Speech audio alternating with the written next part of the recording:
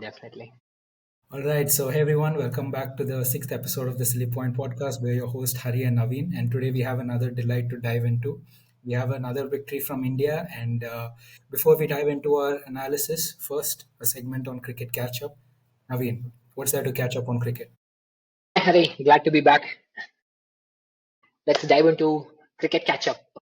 So, firstly, in the Trination series in Pakistan, New Zealand have won both their games. Pakistan and South Africa are yet to play. The winner of that game will play New Zealand in the final. Sachin Ravindra had a horrible injury. I think you must have seen the video. I think Yeah, everyone would have seen that terrible, video. It's a terrible. horrible injury. I hope he recovers. And for Pakistan, Fakhar Zaman is back and back with a bang. What a start to his career! What a comeback for him. And Matthew Britsky for South Africa. He made his debut yesterday. He scored 150 on debut, the highest score on debut in ODI. Good for him. And then our elegant Ken Williamson of Fab 4, another century. He's also back in form. He's in scintillating touch. If you look at his last 10 games, all 50 plus scores. I think 8 out of his last 10 games are 50 plus scores. Good. He also scored a century. And over there in Zimbabwe, Ireland and Zimbabwe are playing a test, and Ireland won against Zimbabwe. Congrats to them. Congrats. They are a very young team. They don't have a proper first-class cricket structure in their country, but they did very well against. I hope they get to play WTC Championship one day, or in the new two-level Test series. I think that would promote Test cricket in these smaller associate nations. Going to Dubai in our ILT20, Dubai Capitals, DC, a franchise of DC, led by Sam Billings, have won the ILT20 against Desert Vipers, led by Sam Curran. And Sam Curran has reinvented his career. He has pivoted into more of a batsman who can bowl. He also takes a new ball, so can swing, can take the old ball, can bat, and even in the final, I think he scored some 80 odd runs. So excellent commodity, a very good bargain for CSK in the last auction, and he's also in a very good form. So CSK have this number 5 issue. I think he'll come fit into it perfectly. Going to Great Ranji news for all quarterfinal. CSK fans. Sorry, Great news for CSK great fans. news, amazing news for CSK fans. Slowly, Jadeja is also coming back to full. Jadeja is in form. Karan is in form. So Matisha Patirana's action is a bit of a worry, but yeah, CSK will find their way through. CSK. So going to Ranji quarterfinals, Kerala and JNK had a thriller. If you don't know, Ranji is a test game, 5-day test game. So if it happens, if it ends in a draw, the team that took first innings lead will automatically qualify. They scored 280. Kerala had to chase down 281, basically to get a first innings lead, and the match, 99% of Ranji knockout games will end in a draw. So you need to take that first innings lead. They scored 280. They came out and they were 280 for 279 for 9, and then they scored two more runs, 281, and they got all out. One run, and then now they're through, definitely through. And on the other side, TN and Vidarbha play. TN are virtually knocked out because they couldn't take the first innings lead. Mumbai and Haryana. I think Mumbai scored 315 and Haryana were very close to chasing that, but they got out for 301 or 302, like 15 runs difference. Another day where the trio of Shams Mulani, Shardul Thakur, and Tanish Koteyan have saved Mumbai. How many times have they saved Mumbai in the last 2-3 seasons? And Shardul Thakur with the bat and with the ball. All three can bat and ball. Shardul Thakur took 6 wickets with the ball. Again, Mumbai in semi-finals. I think they'll end up winning the tournament. Nice. Gujarat is also comfortably. They took a comfortable first innings lead of 500, so they are also in definitely. Going to our Champions League Australia squad, a lot of big name players who won the 20, who are like the backbone for 2023 ODI World Cup victory, are out. Captain Cummins is injured. Fast bowler Hazelwood is injured. Mitch Marsh is injured. Marcus Stoinis has retired. So their key was playing these two fast bowling all rounders of Stoinis, Marsh, and then also Green. They had these three fast bowling all rounders, which gave them so much flexibility. And all three are not there right now. So it's a huge, huge blow for Australia. Let's see how will they pull their squad together and play. Exactly. Also, it's a bit of an aging team, so it's time to go and find out new talent also, especially. True, true, true. Same problem with India as well. You have this mighty three in Australia, and if you take them out, new ones are like there's a huge difference between the talent of the big three and anyone else who's coming in. Here the big three is Hazelwood, Stark, and Cummins. Okay, so that's it for the cricket catch-up, Hari. Awesome. All right. So now let's dive into the postmortem of this. England versus India third match in the ODI series. So England started off batting first on a pitch where the average score is around 302. They ended up scoring 304 runs. It seemed like they were doing a lot of things right, but still they, somehow managed to fumble it up. This England team seems to be very good at it. So Naveen, what happened? What's the breakdown? Yeah, so I think after 3 or 4 years, there's ODI game at Cuttack in Orissa. If you didn't know, I hope you. I'm pretty sure you didn't know where Cuttack is. That's a segment for a different podcast. Our severe lack of geography, Yeah. but yeah, a little bit of a geography bit from Naveen there. Thank you, Naveen. Yes. So, a lot of chopping and changing in England's bowling. You go ask Butler right now, hey, Butler, who are your bowlers for Champions Trophy? Man has no idea. I don't think even England team have no idea. They're just trying different things, and there's no one is coming from the bench and making an impact. So their bowling is more or less an very average bowling. So I wouldn't say there was any mistake from them yesterday. They ticked all the boxes. They were very good, but they just met with an even better team. Openers Phil Salt and Ben Duckett gave a amazing, blistering start. 75 for 0, 75 for 1 in first 10 overs. Before yesterday, spinners had not taken a single wicket in power play in Cuttack. Varun Chakravarthy went in and took the first wicket. I was kind of skeptical that Rohit Sharma is giving the ball to Varun in power play. He'll get bashed, and then I think that would be in for him. But Varun really did bowl well. Let's touch up Varun later when we do the India segment. But for the England segment, amazing start from Duckett and Salt. Middle order, Brook, Root, and Butler. They steadied the ship. They didn't go berserk like last time and get out in 38 overs. So they steadied the ship till 40. And when they at 40, they were about to launch. Well, Livingston was a good touch, 42, I think. He also had a start. Just that when they were doing that launch, they didn't get that momentum. Everyone were like, they were able to hit 1-6 and then they got out. That momentum was missing.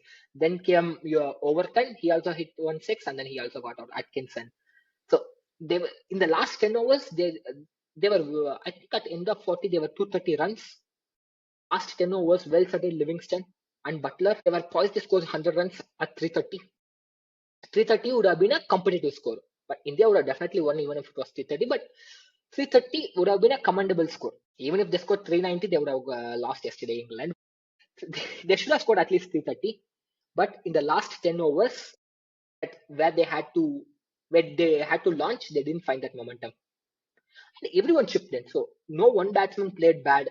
This is why they lost. No one to complain. Everyone played well. Everyone did their part. Just that if one person carried their battery, if one person had that lucky day, we'll be seeing a 330, 340 score, but it didn't happen. So going to the bowling, as I said earlier, who are your bowlers? Is it Overton or Atkinson?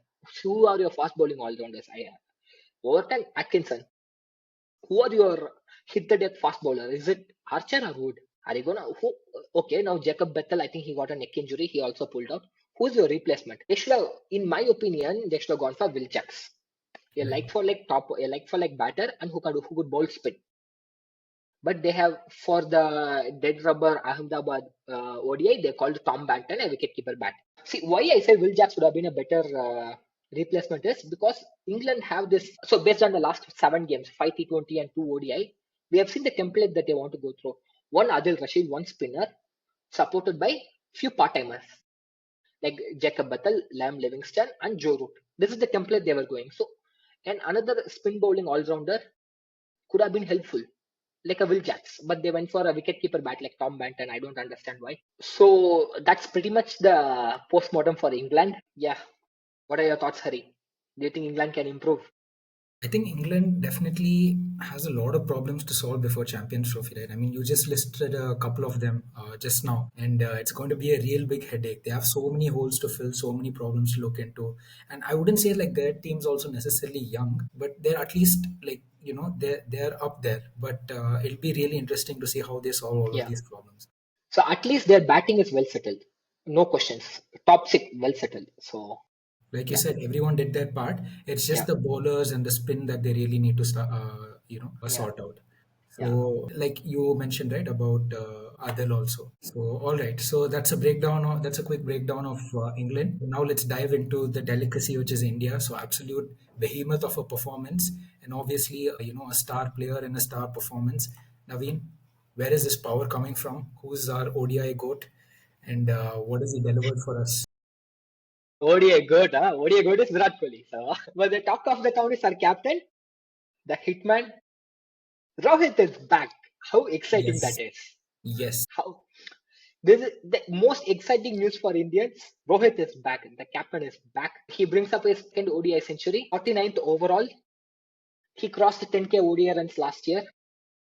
So 10K ODI runs, 9K runs as a opener at 55 average. This is only average of his when he's opener. 9K runs at 55 average and 96 strike rate. All the nostalgia merchants, that is better than Gilly. Adam Gilchrist had a 98 average and 36 strike rate. This guy is the greatest white ball opener after Sachin Tendulkar. Only one word to describe him: monster. Absolutely. Yeah, Perfect word now. yes. Again, elegant Gill, classy touches there. Scored another 60. I think he tried to rush and then he was afraid Hardik Pandya will come and he wanted to finish his century before Hardik Pandya comes in. So and then he got out. So and then there's the other part of Rocco Kohli. He's not in the great touch. He's just coming back after an injury. I mean, continuing his bad run of form from BGT. But you cannot question Rohit in this lineup. Same goes to Rohit Sharma. They are like bona fide goats in this format. So just give them their time. Next game, win the toss, bat first. No scoreboard pressure. Let Kohli score slowly. 50 runs of 65 balls. Let him get that time in the middle. Let him bat. And then we are sorted for Champions Trophy. Next up, Iyer. He was the point of question. Like he was the only person who could be like replaced before this series. Like everyone are like, who will fill this spot? Let's demote Kohli and play Jaiswal. Let's play this. Let's drop Iyer. Everyone are like, if you want to tinker with this lineup, here was the first person you would drop. That was that's what everyone were doing. Yeah. But he proved his worth. Man, he's the same Iyer from 2023. So he's just well settled in the middle. So no question. He led Mumbai to a domestic trouble last year. Ranji, Vijay Hazare, and Smat. So yes, Iyer. After that, we have our new number five, Akshar. Not enough words to praise him. He's just gone on to become a better and better and better batter over since 2021, justifying why he's playing in top five. Next up is our Rahul. Uh, I mean, he's not among runs, but he didn't get a chance. Correct. Okay, not enough data to not enough data to do anything. Again, next game, play Rahul at 5, win the toss, dead rubber, don't worry about winning the game. Let Kohli bat, let Rahul bat at 5. Do not tinker with this lineup. Let them get their game time. Then comes our debutant, Mr. Varun Chakravarthy, the oldest Indian debutant. Not the oldest. Sorry, the second oldest Indian debutant. Second Yes. oldest. Second Oldest in one. last 50 years. Yeah. So, a quick trivia for everyone. So, like Naveen just mentioned, so Varun is the second oldest debutant for India. So, if you guys are aware of who the first oldest, like the absolute oldest debutant for India is, just please let us know in the comments below. So, ODI's oldest ODI debutant for India in ODI. So yes. So Varun, as I said earlier, spinners have picked 0 wickets in power play in Cuttack. This guy came and removed Salt. So he gave the initial breakthrough. Initial partnership was going really well. He gave that vital breakthrough. Then Shami, he came back. He's not that great Shami of 2023, but he's not the bad. He's good. You don't need to drop him. He's good. Then is Rana, Hashit Rana are playing his second game. Duckett and Salt were going after him. They wanted to dominate him. They did that in first ODI also. Salt hit him for 26 runs. This game also, they were after him. It's not a bad thing. Any team would do that. He's the weak link in the bowling. He's a new one. Anyone would do that. So, but no questions on. He did his part really well. Now the question is, if Bumrah is injured, who's going to replace him? Is it Rana? I hope if it is Rana, which is most likely, he's not a bad option. He's good. I mean, he's given a fairly solid performance. I think Yes. this puts like one question into perspective. Do you think India will be able to clean sweep England in Ahmedabad? If they play the same way today, no doubt they'll still clean sweep. But Nice. I wouldn't worry. I wouldn't worry about winning. I would want Virat Kohli and KL Rahul to get some time in the middle. Fuck the game. Don't worry about the game. Let them get the time so that we go on to win the Champions Trophy. Look at the bigger picture. Yeah. Absolutely. But that puts into another question also in perspective that do you think that India's bowling will be tested in like flatter pitches like Dubai, especially like if like is there a chance we could be outdone by a higher chase? Very good question. Very good question. So a Dubai pitch, do will come in the second innings. We are very spin reliant. On a good day, if we set a target of 375, this England side can definitely chase it down. So that is one issue. So that's why I'm saying next match, win the toss. So last two games we batted second, we chased it down. We are no doubt the best chasing team in the world. But when we bat first is when the problem is. When we bat first is not a problem, is when there can be problem. So bat first next game for a variety. See if your bowlers can handle the pressure instead of the batsman for a game. See how the spinners are bowling. See how the fast bowlers are bowling. See how Hashit Rana is doing when he has to defend 10, 12 runs in an over. Understood. Makes sense. You mentioned that like India is one of the best chasing teams in the world, if not the best, right? But do you think like Kohli's form could be a concern or could like probably threaten that position, and we should be worried? Is it something we should be worried about? So you might have heard it already. You might have heard it 1,000 times. I'm saying it again. Form is temporary, class is permanent. Okay.